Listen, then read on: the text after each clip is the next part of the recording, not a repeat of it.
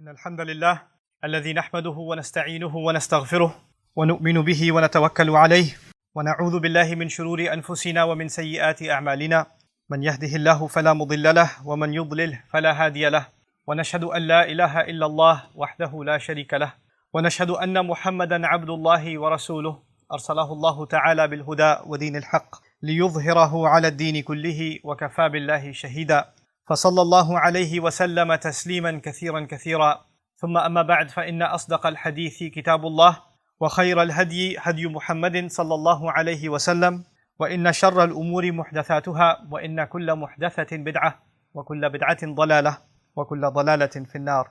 يقول الله عز وجل في كتابه الكريم بعد أن أقول أعوذ بالله من الشيطان الرجيم وإذ قال موسى لفتاه لا أبرح حتى أبلغ مجمع البحرين أو أمضي حقبة. رب اشرح لي صدري ويسر لي أمري واحلل عقدة من لساني يفقه قولي واللهم ثبتنا عند الموت بلا إله إلا الله اللهم اجعلنا من الذين آمنوا وعملوا الصالحات وتواصوا بالحق وتواصوا بالصبر آمين يا رب العالمين. My intention today is to share with you some highlights from a very unique story in the Quran. This is towards the end of Surah Al-Kahf, something we recite every Friday.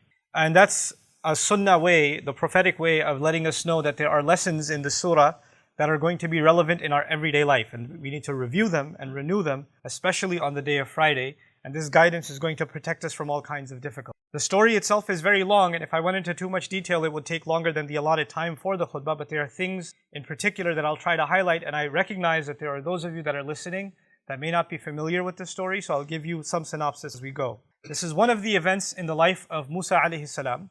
The chronology of it is not known, but it seems it's very much later on after his great missions have been accomplished. The challenge against the Pharaoh is done, the crossing of the water is done, the Israelites are they're in the desert now, etc. And it seems it's in that time frame that Allah Azza wa Jal calls him to task. He gives him a mission, essentially that he has to go learn something. The first thing I'd like to highlight is Musa alayhi salam's commitment to learning. He says, what I recited in the beginning of this khutbah, he said to his young student, you can say his intern, his fata, his young man, in other words, he took an assistant with him, and he says to him, لا أبرح حتى أبلغ مجمع البحرين أو أمضي حقبة. I'm going to continue and stay committed to this journey until I reach the place where two oceans meet. Even if it means I have to spend multiple lifetimes finding it. He's telling this to his student. And all of this, the purpose of this journey is he's going to learn from someone. So the first thing he's teaching his student is that more than anything else, he himself is a student. And he's teaching his student his own commitment as a student. It doesn't matter if it takes me multiple lifetimes to find this destination or not, because I don't know exactly where it is. I'm just heading in this direction and you're coming along with me. But don't ask me to quit, because I'm not going to. I am that committed to learning. This is Allah's way of also teaching us that the knowledge He's about to learn isn't something trivial. Of course, you know that Musa alayhi salam is the most mentioned prophet in the Quran. He's also the recipient of the largest revelation. The Torah is significantly much bigger in volume than the revelation of the Quran. And he's, by that definition, he's actually the most knowledgeable of all human beings until that time. He has more knowledge of revelation than anybody else that has been given. And yet, this man is now being told, alayhi salam, that he is going to go learn. And by the way, his followers, what are they called? They're called people of the book, meaning people of learning. The people who take his religion, and even though they've made changes to it, they're called ahbar, people of ink. In other words, this is the messenger, alayhi salam, who inspired so much learning and so much knowledge that came after him. His people became known as the people of knowledge and the people of information and the people of the book. In any case, he's going to learn something that requires an extra effort on his part. Even if it takes him lifetimes, there's something unique and valuable about these lessons that even the book of Allah at the time is not going to teach him. He has to learn this from somewhere else. Even the Torah doesn't have this answer. And Allah won't just give it to him. He won't just reveal it to him. Allah says in the Quran, وَكَلَّمَ اللَّهُ مُوسَى تَكْلِيمًا. Allah used to speak to Musa alayhi salam directly, in direct communication, and engage with him in a very rigorous communication. And yet, Allah says, no, this is not the kind of learning that even Allah will teach you directly. You're going to have to go on a journey. So it is a very unique circumstance. You don't just pass over this little bit of information. You have to appreciate what's going on here. The most knowledgeable person in the world at the time is now being told, you have to go learn a lesson from somewhere else. And so he goes on this, what seems like an endless journey. Who is this person that he's going to learn from? What are his credentials? I mean, if Musa alayhi salam is going to, the most mentioned prophet in the Quran, is going to become a student of someone, we must really learn his name and acknowledge him. So now when we get to that, Allah Azza wa Jal, all He says is, فَوَجَدَ عَبْدًا مِنْ عِبَادِنَا.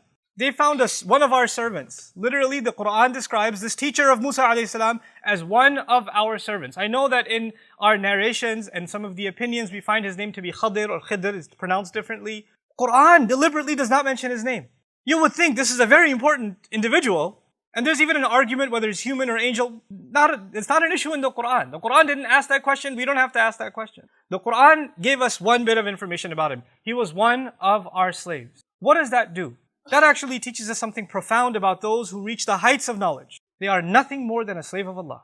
Their titles, their credentials are insignificant before Allah. He's a mysterious figure that Musa alayhi salam just knows this is the person I have to learn from. And it's really interesting also, Musa alayhi salam does not ask him his credentials and say, so I'm supposed to learn from you? I mean, where did you graduate from? What revelation do you get? Well, who are you supposed to be? Like, when you're learning from someone, you want to kind of size them up. There's nothing like it. Musa alayhi salam straight up goes to him and says, هَلْ أَتَّبِعُكَ عَلَىٰ أَن تُعَلِّمَنِي مِمَّا عُلِّمْتَ رُشْدًا. May I follow you? And he didn't say, هَلْ تُعَلِّمُنِي. Could you just teach me? I came all this way because apparently you know some things I don't know. So why don't you just tell me? I'm already tired. لَقَدْ لَقِينَا مِن سَفَرِنَا هَذَا نَصَبًا. Quran also describes Musa alayhi salam on this journey. We've been pretty exhausted. Mind you, this is the same Musa alayhi salam who's crossed the water, who's been in the desert, who's done quite a few pretty exhaustive things, who's been in Madi and almost dying of dehydration to find water. This is the same Musa that went on this journey and says, I'm pretty exhausted by now. And after this exhaustion, he doesn't just say, can we just sit down here and learn now? Because it's been a pretty tough journey for me. He says to this individual, this abd bin ibadillah, he says to him, هَلْ أَتَّبِعُكَ. Can I follow you? This is interesting because what he's going to learn isn't just words. He has to follow him. This is a kind of learning that will come from experience. It's not book knowledge. It's not classroom knowledge. It's experience knowledge. And this is something Musa alayhi salam already knows. This person will teach me something that cannot come from books or words. He's going to show me certain experiences. So he's asking permission to follow him, and only by living those experiences will I learn something. And of course, his response is, you don't have the patience for it. لَن تَسْتَطِيعَ مَعِيَ صَبْرًا. I don't see you as capable of withstanding what's going to be coming. I don't see that you have the grit, the perseverance, the patience it takes to learn these lessons. And Musa alayhi salam then convinces him. And by the way, Musa alayhi salam could have also said, excuse me, I don't have patience. You know who I deal with? I dealt with Fir'aun. I debated with him. You know whose leader I am? Banu Israel. I don't have patience? You know what the kinds of things they've said to me? He doesn't say that. Clearly, Musa alayhi salam, you and I know, his patience has been tested throughout his life. Throughout his life, time and time again, his patience has been tested. And yet, these lessons, his teacher is telling him, they're not that easy. It's going to test your patience. You're going to lose it. You're not going to be able to withhold it. That's a pretty powerful statement to make. And for Quran to record it like that about Musa alayhi salam. And he says, سَتَجِدُنِي إِنْ شَاءَ اللَّهُ صَابِرًا. You'll find me patient. Inshallah, if Allah wills, I'm not saying that I have that capability, but if Allah grants me that capability, I will demonstrate patience. Okay, so that's his prerequisite for this learning. This is important for us because before we learn anything about these lessons, what we have to internalize is that these lessons cannot be learned if you're not patient. And these lessons will only be learned if your and my patience is tested, if we're put in difficult circumstances. These lessons are directly related to difficulty and hardship, where your patience and your grit is going to be put to the test. So this is what Musa alayhi salam is being told. And of course, Musa alayhi salam has seen difficulty before. This is not new for him. So he's pretty confident he'll be able to manage the situation. So they go on their way. And instead of me going ayah by ayah, I'll just share some highlights with you. The first stop on their journey is that they asked this teacher of his and Musa alayhi salam, they board onto a ship.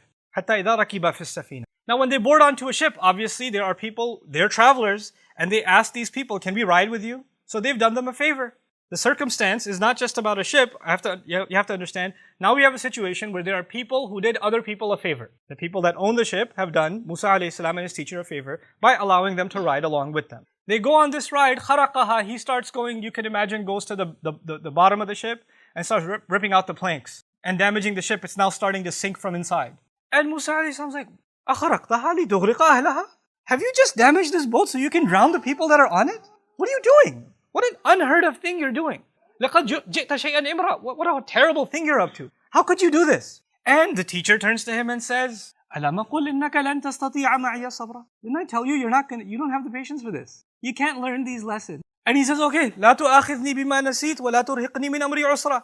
Okay, don't hold me to this. Don't penalize me for this mistake, and don't make this hard for me. Fine. You just do what you do. But before we go any further, I want you to appreciate something. There are people that are going to be in your life and mine that you might be doing something good to. You did something good to them, and they do something terrible to you. And you're standing there, what? How? Why would you do this to me? Or you're a bystander watching, like Musa alayhi salam is a bystander watching. They did something good for us. Why are you hurting them? The last person you should be hurting is the one who did good to you. You know, like the poet says, أُعَلِّمُهُ الرِّمَايَةَ كُلَّ يَوْمٍ فَلَمَّا اسْتَدَّ سَاعِدُهُ رَمَانِي. I taught him how to do archery every day, and when his shot got really good, he shot me. You know, this idea is so weird. I was helping you. I did so much for you. How could you turn around and do this to me? This is what Musa alayhi salam is shocked about. Anyway, this is the first lesson. They go on. He doesn't know what the lesson is yet. He's still got questions in his head. Why did this happen? You don't have the patience. Let's keep going. Time for lesson number 2. And they go on to lesson number 2, and they see this kid. They don't know who this child is. And he just kills the kid. This man kills a child. This child has done nothing to you. He's committed no crime. They don't even know him. Musa alayhi salam is in absolute shock. By the way, this is the kind of person, Musa alayhi salam is the kind of individual that when a person was being beat up, he intervened. You remember earlier on in his life. Somebody was being beat up and he intervened and said, رَجُلَيْنِ يَقْتَتِلَانِ. And he went up and he punched the guy. Stopped it from happening. Now he's seen a child be killed. The shock and anger and frustration of Musa alayhi salam. أَقَتَلْتَ نَفْسًا زَكِيَّةً بِغَيْرِ نَفْسٍ. Are you serious? Have you killed a pure innocent soul without this child having committed any crime? What kind of unheard evil have you just committed? لَقَدْ جِئْتَ شَيْئًا نُكْرًا. And the teacher turns to him again with this corpse of a child in front of him and says, أَلَمْ أَقُلْ لَكَ إِنَّكَ لَن تَسْتَطِيعَ مَعِيَ صَبْرًا. Didn't I say to you, you're not going to have the patience for this. You can't handle this. قَالَ إِن سَأَلْتُكَ عَنْ شَيْءٍ بَعْدَهَا فَلَا تُصَاحِبْنِي. Okay, he said, fine, if I ask you anything else, then okay, you don't have to accompany me. I got it. Okay? قَدْ بَلَغْتَ مِن لَدُنِّي عُذْرًا. From my end, I have no excuse. You have every reason to leave me. If I cross the line one more time, I've been disqualified. Now we've got 2 circumstances so far. One in which people did good to them, and apparently they did bad back. In the other, nobody did anything to you. You have nothing to do with this one. Why would you harm them? Why would you do something to them? And this is also something unfathomable, Musa alayhi. And then you get to the third circumstance. And فَوَجَدَ جِدَارًا يُرِيدُ أَن يَنْقَضَّ فَأَقَامَهُ. They went to some town, and فَأَبَوْا يُضَيِّفُهُمَا. They refused. The people refused to be hospitable to them in the least bit. Hey, you know where the well is? Maybe we drink some water. Shut the door in their face, pushing them around. Nobody's offering them any. They're clearly not welcome where they are. أَبَوْا يُضَيِّفُهُمَا is, I don't know. As a kid, I watched a lot of Western flicks. A guy walks into a salon and somebody's chewing on a straw, just staring at him like there's about to be a gunfight or something. Like they're not welcome here. What you doing here, stranger? That kind of thing. So when that happens and they're not welcome, they're walking by and they see this monument type wall that's broken down and it's tipping over. Yuridu an yanqadda. It looks like it's going to tip over and damage the whole street. And his teacher says, yeah, we're going to work on this wall. We're going to fix this whole wall in the middle of town. People are cursing at them. People don't care for them. People are clearly letting them know, you better leave here. You better get out of here. And they're fixing the street in the middle. They're fixing this wall in the middle. And Musa alayhi salam, these people are terrible to us. And they won't even give us so much as a sip of water. We've been working and laboring here all day building this wall. If you wanted, you could have been paid for this work at least. Maybe we would have gotten a couple of dollars here and there, and maybe we would have eaten something. But that much, and he says, this is it. This is the time you and I part. هَذَا فِرَاقُ بَيْنِي وَبَيْنِكَ. It's interesting, the story began where 2 oceans meet, and it's ending where they part. These 2 are now parting. And in a sense, they're both also oceans of knowledge. Musa alayhi salam is the ocean of knowledge of revelation. And this teacher of his is the knowledge of this other kind of knowledge that doesn't come from books. But now they're parting. And so now he tells him the reasoning behind all 3. There was a greater plan from Allah. And in this plan, those people whose ship was destroyed, actually their ship was about to be seized by the navy. The king was taking every ship to add to his navy. When they came by their ship, they saw the ship is damaged. They said, no good for the navy. They let it go. They're going to suffer damages. They're going to have to fix it up. But at least they still get to keep their livelihood. They can still earn a living. In the case of the child, only Allah could have known that down the road in the future, this child was going to be a criminal, tyrannical to his parents. And Allah gave that child an outlet to Jannah, and Allah allowed his parents also relief of great calamity that was coming their way. Nobody could have known that except Allah. In the case of this wall, Allah was looking out for two orphans in that town that was so mean to them, whose father left a great deal of money behind, and that money was buried under that wall. If that wall tipped over, people would have seen that treasure. They would have, the kind of people they are, we know what kind of people they are, those kids wouldn't have seen a penny of it. That would have been eaten up by somebody else. And Allah wanted that those kids grow up one day and are strong enough to protect their assets, and then they dig up what is theirs. This was Allah's plan. But in all of this, none of this makes any logical sense. I mean, unless you know Allah's plan, you're not going to know the logic behind something terrible that happens. What I'm getting at is sometimes you're going to do good for people, and you're not going to get compensated like that wall. Sometimes people are going to do terrible things to you. You haven't done anything to them. Sometimes you've done good for them, and they only do horrible things to you. Or somebody else. You see these things around you. And when this happens, your patience is going to be tested. How can they get away with this? How can they do this to me? Why would they do this? I want to give you one more place in the Quran, which is also in a sense related to the people of Musa alayhi salam in Surah Al-Isra. Very interesting language. You know, the Israelites, when they were established and when they finally became an independent nation, eventually Allah Azza wa Jal actually, in the history of the Jews, in the history of the Israelites, they were ransacked and invaded by foreign nations multiple times. And Allah mentions two major invasions in Surah Al-Isra. But the way He mentions it, understand that the Israelites, the Jewish community of the time, we consider them the Muslims of that time. You have to understand what that means. They were the Muslims of that time. That was the Ummah. And they lived in a town, and then non-Muslims came, non-believers came and invaded them. فَجَاسُوا خِلَالَ الدِّيَارِ. They broke into every home. You don't have to go further. When you describe soldiers breaking inside homes, then you know what happens next. That doesn't have to be spelled out. Everybody can know. Anybody who understands war knows. When militaries go into civilian towns, all unnamed kinds of atrocities take place. But that army that came in, you know what Allah called them? He says, بَعَثْنَا عَلَيْكُمْ عِبَادًا لَنَا أُولِي بَأْسٍ. We appointed over you, meaning we sent to invade over you, servants of ours. The strangest phrase. Those people were disbelievers, enemies of Allah, pagans, attacking Muslims. And what did Allah call them? His servants. Sometimes people that do terrible, terrible things, they don't even know that they're serving a larger plan from Allah. They don't even know it. They don't even know that even in their rebellion against Allah, they are actually at Allah's service. They don't even know. The believers might not understand why this is happening to them. They don't see the future script. They don't have that curtain lifted from Allah, like in the case of the teacher of Musa, who said, look, this is going to test your patience because you don't know what's behind the scenes. All you see is what's happening in front of you. You don't know what's going on, in the background. This is alimul ghaibi wa shahada. Allah knows the unseen and the seen. We only get to see what's in front. And when we see what's in front, we go crazy. We lose patience. We say, how can they do this? How did Allah let this happen? You know that those parents who lost their child are not going to say, oh yeah, I guess he was going to get older and be a big pain. They're not going to say that. They're going to say, how did Allah let this happen? Why did my child have to die? And those same parents, if that child lived 20 years later, I wish you died when you were young. The kind of pain you've caused us. Those same parents will say those words. But Allah knew. They don't know. Wallahu ya'lamu wa antum la ta'lamun. Allah knows and you don't know. Allah has knowledge and you don't have knowledge. This is the kind of lesson that Musa alayhi salam could not just have been told. He had to experience it. Why? Because you can read about patience. You can learn about it. You can listen to a khutbah about it.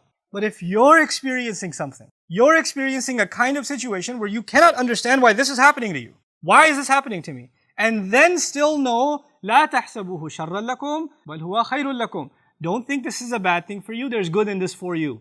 There's good in it for you. If you can internalize that, then you've learned one of the most important lessons in the Quran. One of those lessons that could not have been learned easily even by the likes of Musa alayhi. And if it's not easy for you and me to internalize that lesson right away, that's okay. It wasn't even easy for Musa alayhi. We're not being expected to turn into angels. We're not being expected to not be frustrated, to not be angry, to not lose patience. That's not the expectation. As a matter of fact, even someone of that status, of Musa alayhi salam, from ulul azmi min ar-rusul, if he can multiple times be told, look, you're losing your patience, told you you're not going to be able to handle it, then who are we? We are going to go through those circumstances. But this story and this guidance is going to remind us that we have to take a step back sometimes and just look at Allah's plan and say, I submit. There is something good in it, in this life and in the next. And you know what? I'm going to accept that. And this is the lesson that Musa alayhi salam. We are not going to have someone like, Musa's teacher who will walk around with us. And when something bad happens, he'll be like, by the way, I know you're frustrated, but the real thing, you lost your job right now and you're really upset. But actually a much better job is coming and you would never have even applied for it if this didn't happen, and you're going to move to the town you always wanted to move to. But that's all planned out for you. But I just didn't want to tell you that. So right now I know you're pretty depressed because you don't have any savings, you don't have money to pay the rent and the electricity bill, and everything's falling apart. But just wanted to let you know there's something in the source code you didn't understand. That's not going to happen with us. That's not going to happen. That's only with that messenger and that lesson that he had to learn. And through that we know that there's always a plan. Because of this story, we know there's always a plan. And the plan of Allah is always meant to be something good. You know that knowledge that this man had, or this individual had, I'd say, to be careful. How did Allah describe his knowledge? He says, آتَيْنَاهُ رَحْمَةً مِّنْ عِنْدِنَا وَعَلَّمْنَاهُ مِن لَدُنَّا عِلْمًا. He says about this individual, Allah gave him a mercy that comes especially from us. And then secondarily, he says, we gave him a knowledge that comes especially. In other words, that knowledge that he has, before it's even knowledge, it is a mercy. That was important to mention because everything he did didn't look like mercy. It didn't look like mercy. Not from the naked eye, not from the eyes of the seen, but from the eyes of the unseen, there's mercy in that too. May Allah Azza wa Jal give us eyes of Iman and really a heart that can withstand difficulty, withstand hardship, whatever hardship you're going through in your life, whatever circumstances that are weighing down on you. And may Allah Azza wa Jal give you the faith to know there's something good behind this that is on the horizon. You just have to hold on to your faith. بارك الله لي ولكم في القرآن الحكيم ونفعني وإياكم بالآيات والذكر. الحمد لله وكفى والصلاة والسلام على عباده المصطفى خصوصا على أفضلهم وخاتم النبيين محمد الأمين وعلى آله وصحبه أجمعين. يقول الله عز وجل في كتابه الكريم بعد أن أقول أعوذ بالله من إن الله وملائكته يصلون على النبي يا أيها آمنوا صلوا عليه اللهم صل على محمد وعلى آل محمد كما صليت على إبراهيم وعلى آل إبراهيم في العالمين مجيد اللهم بارك على محمد وعلى آل محمد كما باركت على إبراهيم وعلى آل إبراهيم في العالمين إنك حميد عباد الله رحمكم الله اتقوا الله إن الله يأمر بالعدل والإحسان وإيتاء ذي القربى وينهى عن الفحشاء والمنكر ولذكر الله أكبر والله يعلم ما في الصلاة إن الصلاة كانت على المؤمنين كتابا موقوتا